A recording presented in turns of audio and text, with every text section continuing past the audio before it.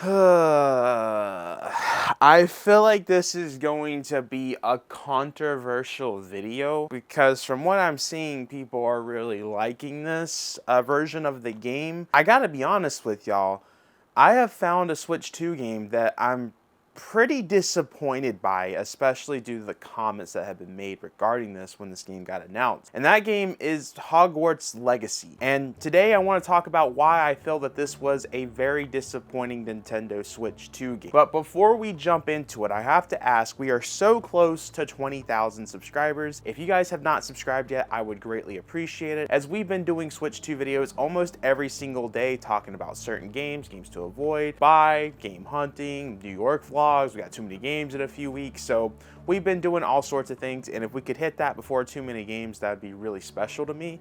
If not, that's okay, but let's get into talking about Hogwarts Legacy for the Nintendo Switch 2. First of all, let's go back in time. Almost 2 years ago, I actually did a review on Hogwarts Legacy for the Nintendo Switch 1, and I talked about how that port was something that looked rough, but honestly should have never been possible to come to the Nintendo Switch. The team did something very special there, to the fact that they were able to put Hogwarts Legacy on the Switch and it be playable. So obviously everyone has talked about Hogwarts Legacy on Switch 1 and how the game was just something that shouldn't be possible, but something that's always been talked about with that game is the visuals of it, which if you see the Switch 1 visuals and compare that to other platforms out there, you'll be like, wow, the Switch 1 version definitely took a hit. So when the Nintendo Switch 2 was rumored, everyone was wondering if something would happen to games like Hogwarts Legacy. And of course, in that Switch 2 presentation, when the game got, or not the game, but the system gets shown off, one of the games that got announced was Hogwarts Legacy coming to the Switch 2. And the fact that it was an enhanced version, a version made specifically for the Nintendo Switch 2. They showed footage, it was looking great, there was exciting comments being made, so it had people excited to play this considering what the Switch 1 had. And in my review, I talked very highly of Hogwarts Legacy on the Switch 1. So when this Switch 2 edition got announced, I was like, oh my gosh, this is going to be peak. This is going to be exciting. And something that I was always paying heavy attention to when it came to Hogwarts Legacy is the comments that the developers was making about the Switch 2 version. One of the comments that was made about that was the fact that this was not a port. This was a new version made specifically for the Nintendo Switch 2. And when I heard that, that got me more excited for it, because I knew that if this was something made specifically for the Switch 2, that this was visually going to look fantastic, that it was just going to look on par with the other platforms. And unfortunately, Warner Brothers lied. This was not an enhanced version. This is not something that was native made for the Switch 2 in mind. This was actually a Switch 1 port. And in all honesty, it becomes pretty obvious at times that it was a Switch 1 port if you pay attention to the visuals and textures of the game. I will be playing through the game and all of a sudden it'll look really nice, and then there'll be certain cutscenes that you'll notice textures were never updated and look exactly the same as the Switch 1. Now, they obviously upgraded things within these cutscenes, but there's parts that never was upgraded into it. And it comes very noticeable, especially if you're walking around and paying attention to the textures of like rocks or grass. It looks exactly the same as the Switch 1. And definitely with certain cutscenes through the side quests that I played of Hogwarts Legacy on Switch 2, I noticed that they barely did, I'm not gonna say barely, I don't feel like that's the right thing, but they were very lazy with the updates to this game, and it became very obvious because of this that it was indeed a port rather than a brand new version of the game, which is something that they just flat out lied. If you watch the creator's voice, and I'm pretty sure into the announcement of Hogwarts Legacy coming to the Switch 2, they talked about how this was not a port, this is a new game, all that stuff. For you guys in the comments, there's a difference from a port and then something that was enhanced, native made for the Switch 2. Having something native is something you don't have to worry about bringing a game over from another platform and updating the textures. It's kind of hard to explain, but there is a clear difference between the two, and my problem is that Warner Brothers lied and did something very lazy with Hogwarts Legacy for the Nintendo Switch 2. And what it honestly comes down to for me is, as I'm playing Hogwarts Legacy for the Nintendo Switch 2, compared to these other games that I'm playing on it, this doesn't feel like an achievement.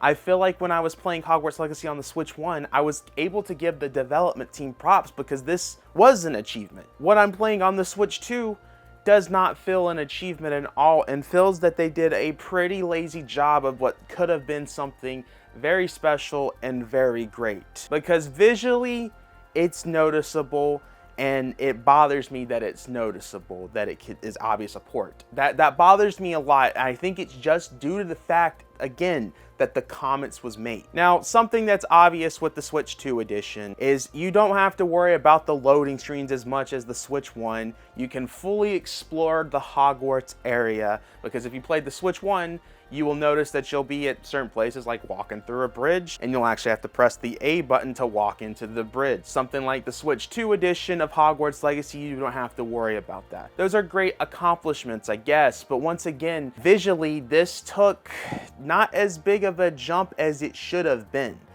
and it's only due to the fact that they did it as a port. Frame rate, this game has been absolutely phenomenal, but it should be phenomenal. So I don't feel like I can praise it for the frame rate. That's something that should be obvious with the Switch 2 edition of Hogwarts Legacy. It's just, once again, you go back to the visuals of it, you know, there's times that it looks really good, and then there's times that it looks obvious with the textures. The textures are what makes this game really noticeable, especially if you pay attention to these characters' hair. I talked about in my Cyberpunk video, the only time that I was able to notice that I was playing a Switch 2 edition of Cyberpunk was when I paid attention to the hair. But if you pay attention to these characters' hair in Hogwarts Legacy, it looks pretty bad at times. And it's not even to the point where it's like, oh, it's not really that noticeable. It's pretty noticeable with the textures of these hairs, that they did not do much to fully upgrade this game. There are textures that are updated, but then there's textures that aren't updated, which makes it overall a very confusing Switch 2 game to play. Now, I love Hogwarts Legacy. I highly recommend Hogwarts Legacy. I know that this is going to be a video that probably a lot of people are going to get mad at me for saying, but as someone that has played through third-party games on the Switch 1 and playing through Switch 2, this just feels like not that good compared to what it should be. There's nothing really wrong with it. I mean, it's nothing like the Switch 1 version. This is obviously a big jump from the Switch edition of the game. It's just, again, I go back to the comments that was made. And a lot of times, I'm going to compare this to the Batman Arkham Trilogy. Warner Brothers had talked about how Batman Arkham Trilogy was made specifically for the Nintendo Switch 1, and then you saw games like Batman Arkham Knight crash the system. Obviously, these were not native ports of those games, or not even native ports, native versions of the game. They were just flat out ports, and they weren't enhanced, they didn't do anything to fix that stuff. It just really feels like that Hogwarts Legacy was something very lazy from Warner Brothers, and I have problems with it further because of stuff that was going on around the game. If you're not aware, there was actually controversy surrounding the release of this game coming to the Nintendo Switch 2. Because what was announced was the fact that originally, you would not be able to upgrade your Switch 1 version of Hogwarts Legacy to the Switch 2 version. You were going to have to buy it all over again. When this news came out, people were fuming. You know, I think in one of my news videos, I was like, okay, the reason why they're doing this is because this is actually a brand new version of Hogwarts Legacy. That's something that they have been talking about heavily in the creator's voice and into the Switch 2 announcement video, is that this wasn't a port. So that's why they must not be charging people like an upgrade fee. There was so much backlash that recently changed about, I want to say a month ago. It was found out that, hey, there will indeed be an upgrade path for Hogwarts Legacy if you already owned the game, which was a $10 upgrade fee. So that was better than having to buy the game all over again. But my whole point is it seemed like, you know, they weren't going to charge people the upgrade fee due to the fact that it was a brand new version of the game. What would have happened if this wasn't a $10 upgrade, guys? I want to know, because I feel like a lot of y'all watching this video probably did the $10 upgrade. How would you have felt if you would have had to pay this game again and then it not be what they were advertising it being? I feel like what this was just a giant, I don't even know. I feel like giant misadvertisement. And once again, something that I want to emphasize here heavily, because I know there's so many people calling the Nintendo Switch 2 a weak system. This has nothing to do with the power of the system. This could have been a great version of the game, and it still is good. I'm really just talking about the visuals. The visuals could have been way better, but Warner Brothers went the cheaper route and the more lazier route, which was taking the Switch 1 version and updating the visuals through that, which they still didn't even update properly. And because of that, it's because it's a port. That's why it's not looking on par like it should be. And that is where my issues are, is because of the comments they made, the controversy, the fact that they were going to charge people $60 to get this and not have the upgrade fee. It becomes a giant mess that I'm just like, bro, this is horrible. And then it goes on to the fact that people are gonna be like, oh, it has something to do with the Switch 2 power. It has nothing to do with the power. This is just something that Warner Brothers did that was very lazy. But let me talk about some good of the Hogwarts Legacy. I mentioned that the frame rate was absolutely phenomenal, and I did not experience any frame rate drops as I was playing through the game. Also, something that I thought was really fun with the Switch 2 edition of Hogwarts Legacy is it does implement the mouse controls that Nintendo has been promoting heavy with. I enjoyed using mouse controls pretty heavy with this game. I think I enjoyed using it more in this than I did with Cyberpunk. The only issue that I had with the mouse controls is when I was learning new spells, it became too difficult to control the mouse while learning the spell. So I had to switch into the controller mode and learn the spell that way. It was still fun trying to attempt it, but it felt very uncomfortable, very awkward learning those spells with mouse controls. The mouse controls work very well for Hogwarts Legacy, other than in the fact that when you're learning the spells of the game. Also, something that I felt a little disappointed by is when I was going through the game settings, there wasn't much customization on how the game was going to look for you. And I feel like something like this, and I think this also comes down to the fact that it was a port, and that's why this is not an option here, but I feel like the customization of how the game looked and ran would have been something very special to have into this, and that probably would have worked great with these visual issues that I noticed with Hogwarts Legacy.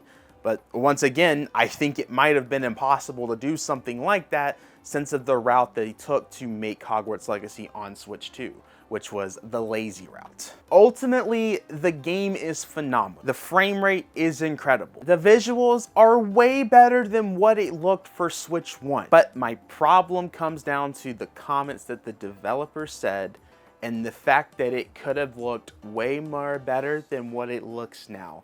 And at times, it's way too noticeable in my opinion. Especially those textures. Especially the hair. Like I said, the hair, there's no reason for the hair to be looking the way that it is looking. And it's just because of the route they made it. And it's very disappointing. The game is great though. Obviously, if you have a Switch 2, there's nothing wrong with owning this. It's just a matter of all the what ifs, what could have been, all of that has led me to be very disappointed of this release. So when it comes to my review on how I feel of the Switch 2 version, ultimately, I feel like the issues is that there's no options with customization of the graphics, frame rate, stuff like that. Mouse controls could be worked on a little bit on the spells, the comments that was made, stuff like that. I feel like I have to give the Switch 2 version a 7 out of 10. Now, that doesn't mean that the game is bad. The game Hogwarts Legacy is incredible. I just feel like out of so far everything I've played for the Switch 2, this has been the thing that has disappointed me the most, and it shouldn't have disappointed. It was very, very sad to see the route that Warner Brothers took with this game, and I hope that Avalanche somehow does updates to this game, whether it be customization.